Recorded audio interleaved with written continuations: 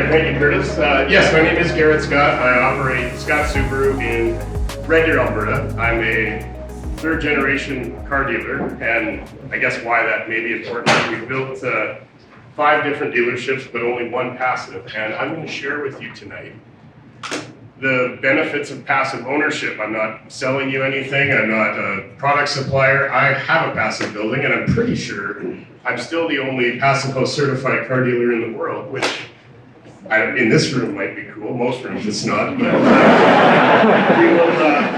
we'll start with it there. So you see the picture of the building on the screen there. That's Scott Subaru. That's in Red Deer, Alberta. And you can flip to the next slide now. What I want to cover tonight is the motivations we had behind this, and why I think this is important to cover is some of you might be trying to sell passive to clients, or some of you may be considering passive yourselves, and I think to hear my perspective on why we did it may be important or helpful to you. I'm going to go briefly through the process, but then what I really want to spend most of my time with is the passive, the effect it's had on our business, and kind of where it's actually steered our business a little bit differently than we may have expected. So you can go to the next slide. There's 3 things for me. First off, waste not, want not was kind of one of those things where we thought, we've done the whole hum with the car dealerships, right? I have no offense to the Marjacks of the world, or those guys that build pretty well every car dealership in Alberta, but we wanted to do something different, and we wanted to have a marketable piece. We wanted something that could stand out. We went into this process thinking, oh, we need to be green. We sell Subarus, and I think many of you might stereotype Subaru drivers as those that are passionate about green initiatives. But we actually found green sucks. Because green is really just greenwashing, and we didn't want to do that. And we talked about some of the other certifications, and then inevitably we landed on this passive house because 1, it was incredibly unique for a car dealership. 2, it seemed to have this livable luxury, which I kind of put as our 3rd point, and something that I will allude to in the effects side of my presentation. But we now have probably the only car dealership that actually draws people in to see the building in the world. People come from Edmonton, Calgary, BC, Saskatchewan. It's quite a piece, and I don't think you can actually put a dollar value on that marketing. So it's been very beneficial for us that way, and it was a big part of our motivation. You can go to the next slide, please. So we wanted a facility, but we obviously wanted to stand out. So that was our decision process. Being different, another one. I kind of alluded to all of this. However, there was some comparisons that we could draw with Subaru. Subaru in Indiana has a zero waste facility. We were able to capitalize on some marketing. And also, I would be remiss if I didn't thank Passive House Canada and, quite frankly, Passive House International. The amount of free publicity I've gotten from them is pretty good. And I've been, luckily to Toronto, and I've been to New York talking about our facility, all because of Passive House. I didn't get any airfare reimbursed, but that was okay. I got the facilities anyway. The other side of it is and this going through the decision process, if you're going to look at it in a retail environment, you have to sell the partner on this. And our partner was Subaru Canada, which, thank God it was Subaru Canada. We were very open to an idea like this. A lot of manufacturers will spend millions and millions of dollars on their image programs, and there's no room for some of the exceptions we had to make this building passive. And I have to thank that partner. So luckily we have them in some scenarios. If it was to be another car dealership, I tried to do this with Cadillac. We just opened our Cadillac facility. No. Glass had to touch the floor. Windows had to be certain heights. All sorts of things that met brand image. So those may be some of the setbacks that contractors or construction industry folks like yourself may encounter if you were trying to sell this type of thing to people. Next slide, please. So our building process, I will be quite honest, we did this building in the end of 2016, 2017, and then we occupied it in June of 2018. It took a lot longer to build than our other stores. We have a building that was 50,000 square feet at one point that actually took half the time to build as our 15,000 square foot passive house building. But there comes a lot of benefits with the passive project, so patience is a must. Excuse me. And I think your clients or people that are going to build a passive house building have to accept that first. It's just going to take a little bit more time. Now, I would argue that we've gone through this process before. I think we could do it better again. We are going to try. We're currently working on a residential concept that we're going to use for our next passive project, so I hope I'm not wrong by saying this today. The other side of it was, sorry, I know some of your trades in the room. We butted heads with a lot of our trades in that. There was trades that left the job because they did not want to be held to the standards that were passive. They're, I would assume, regretting that. But it was a problem, and sourcing that was an issue. And as a contractor, I could imagine only how frustrating that would be. So one of the setbacks for us was that. Don't worry, I'm going to get to the positive. Everybody asked, how much more did it cost to do? And this is, I feel, really hard to quantify. And the only reason I say that is, I feel passive is as much luxury as it is just a building concept. Passive gives you that improved livability, constant temperature, constant pressure, constant humidity. They're all very much things we associate with comfort in our lives, right? And what do we associate comfort with? Well, luxury for the most part. And I suppose, given our previous projects, we would say it cost us about 15% more at the time we did this than a traditional car dealership.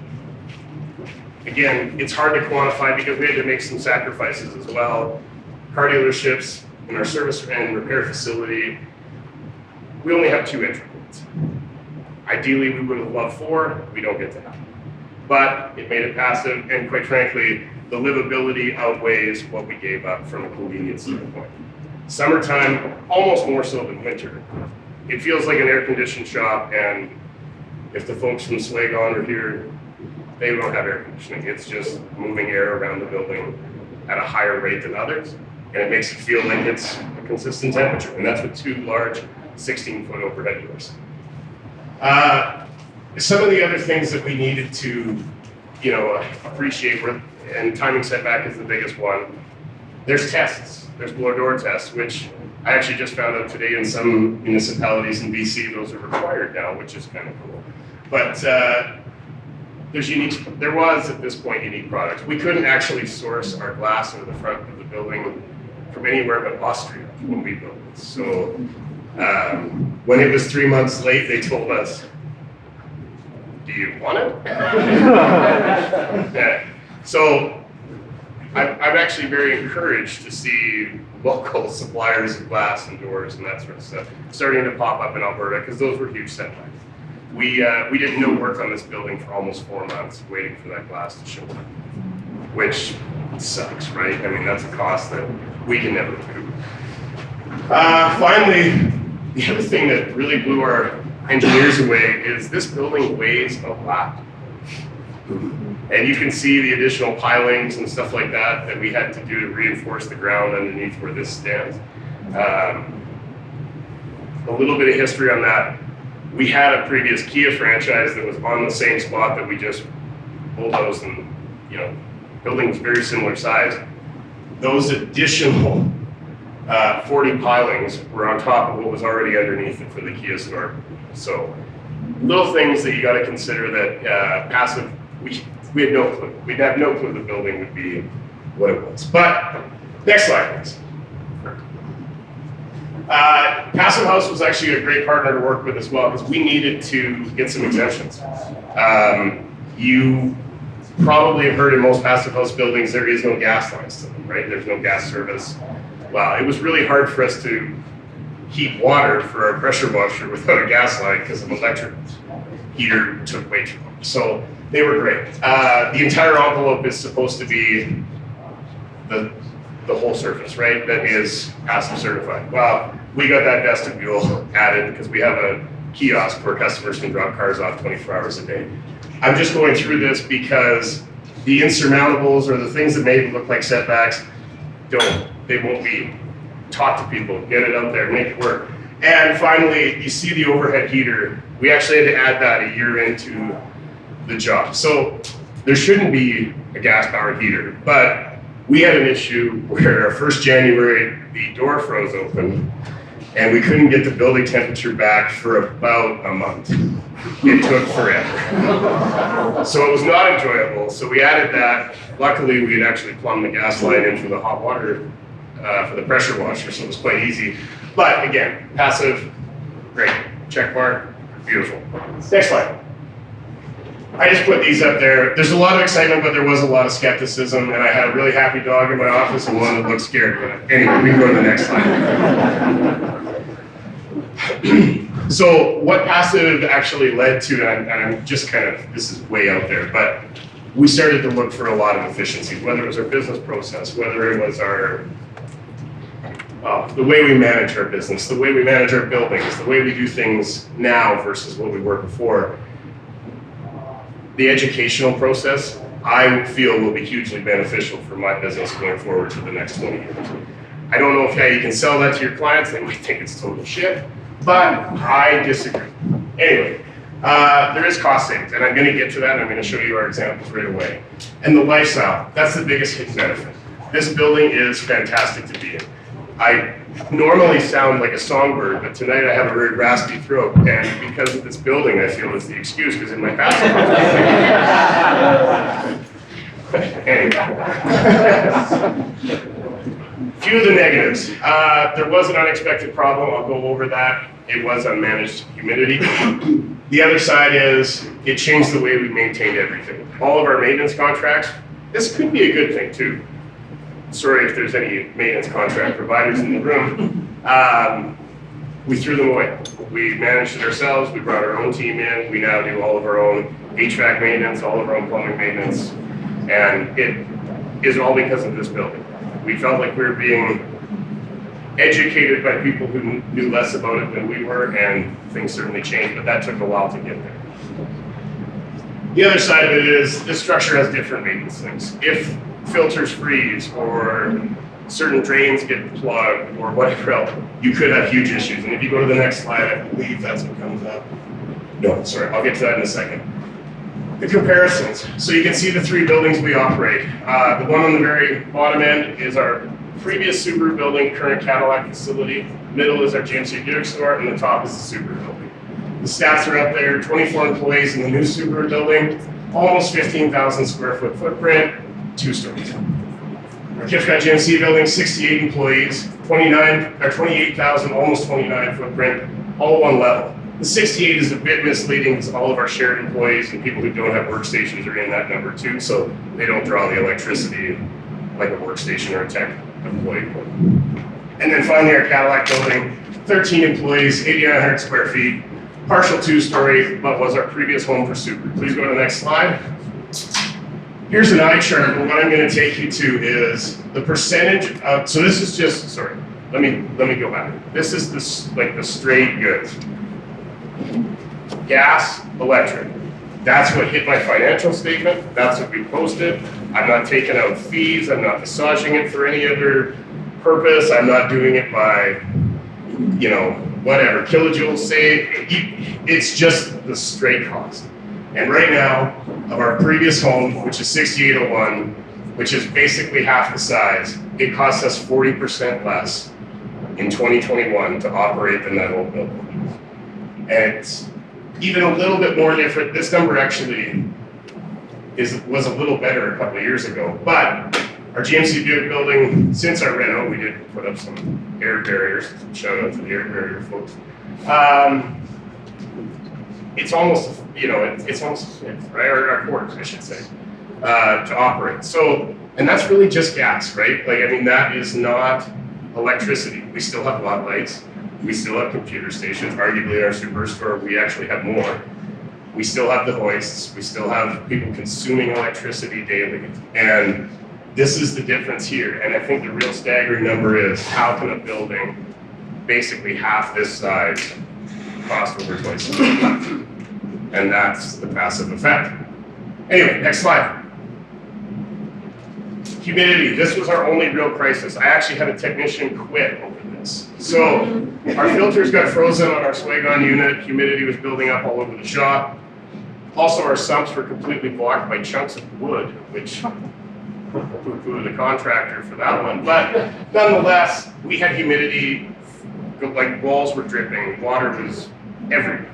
Pools on the floor would never go away. You'd have to sweep them into the drain. It was, quite frankly, swampy. It was gross. And yes, one technician quit, and you can see we had to change this up, like 24, 25% in the middle of winter from a humidity level on that little sensor was something, most people expected. We were up in that like 70 number, and that was no good. So technicians were worried about their equipment rusting. That was the only issue. Next slide, please. Conclusion. Passive house does work for a retail environment. I'm doing it. It's hopefully going to save me some money, be a cost advantage, but I think it's also a marketing advantage that early adopters can really capitalize on. I think Alberta should also be a passive house leader, and the only reason I say that is we struggle with these wild climate swings, right? Huge temperature variations, you name it. This is the best place for any of my staff to be sitting in and day out. Temperature, whether it's plus 20 on a day and still goes to minus 10, that building, nothing changes. It's terrific. And then finally, yeah, it was a gamble. Next time we feel we could save maybe 5 to 10% with what we know now, working with obviously previous drawings and stuff like that. I actually wrote this slide before like wood went crazy there in 2021, 22. There is a lot of wood in a passive building. It's virtually all wood. But as those costs settle and everything else, or steel rises or continues to rise, you're going to see the same comparisons. It will be more expensive to start, but I feel like you could justify it by saying, well, I could have more expensive tile, granite countertops, nice whatever, art, that kind of shit, right? But livability is luxury. And that's where we sit, and that's why I love this so much. That's why we're doing another project, hopefully soon. And it was a pleasure to speak to you today about the passive from my perspective. And I'll be around if you have any questions after. Thank you.